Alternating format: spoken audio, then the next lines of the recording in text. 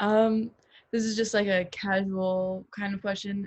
Where do you as a Scientologist spend most of your time? I know that you were saying earlier and that I've seen online that people often study at the Church of Scientology or Yeah. at their local church. So do you spend a lot of time there or elsewhere? Well, so it depends on what you're doing. And so this is not, so this is where Scientology is little bit different than like you take Christianity where you're meant to go to church every Sunday. And then that's what you do. And there's not necessarily, unless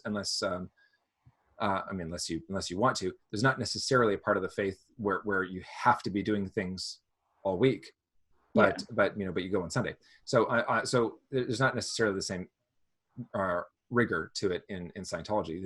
It depends on what you're working on, and so there's different courses. There's different. There's the process of getting audited, but there's also other training and other books, and sometimes you're in between things, and you're just at home.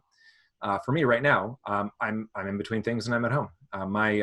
My whole family actually, over the course of the winter break, we after Thanksgiving, we took a train. We flew over to DC to see family, and then we took a train down from DC to Clearwater, Florida, and we hung out there for about a month and change. And we did some things there for about a month and change. I worked while I was down there, but we did things kind of because there was a specific auditing action that both my wife and I were doing down there, and so we were working on that, and kids were down there too, and it was great. So that place down there, Flag, which is the largest Church of Scientology in the world, it's fabulous. It's just like the coolest place. People are cool. There's cool things to do. It's just cool. So we had a good time, well, especially because Florida in the winter is nice. Florida in the summer, not so much. I grew up in Maine, so I'm not really configured for Florida in the summer. I'm not set up for that. I live in Virginia and I go to school in Florida right now. Yeah. So I mean, Virginia is hot enough. I mean, we lived in the DC area. It gets hot enough in the summer. I'm not used to that. I lived. My wife grew up in the DC area, and I'm good with 4 seasons. 4 seasons is good. By the time one season's droned on for a while, I'm like, I'm ready for spring. Okay, spring's over. I'm ready for summer. Summer's okay. I'm ready for fall. Yeah. But anyway, so we spent some time down there, but then we got back, and I'm just working, and we go do work around the house on the weekends, and go mountain biking and whatever. And but yeah, when it's time to go in, we go in.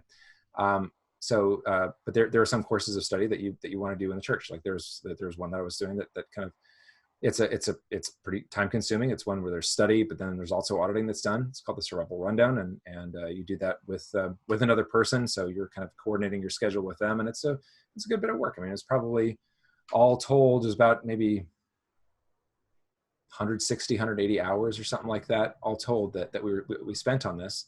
So there's a lot of, we spent, whatever, 10, 12 hours a week, every week on that. And that was done all, in the church, biking downtown every day.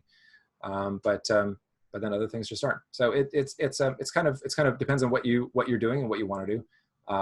It is for people that live further away from a church, it is a little bit more of a challenge, because if you've got things, and like I said, there's some things that need to get done in a church. And so if you live far away, it's you either, you kind of have to figure out ways of spending time there. Like when I was growing up in Maine, we were 4 hours from our nearest church, which is in Boston. Yeah. And so, every so often we, take a road trip and hang out down there, kind of a thing. But it's, for friends of mine that live in Montana or something like that, it is a bit more of a challenge, because there's nothing anywhere close to you. So if you, you're just doing a lot of study at home and hang out with people where you can, and then every so often you'll fly to Los Angeles or Portland or California or wherever your preference is to go and do some services. Makes sense. Yeah.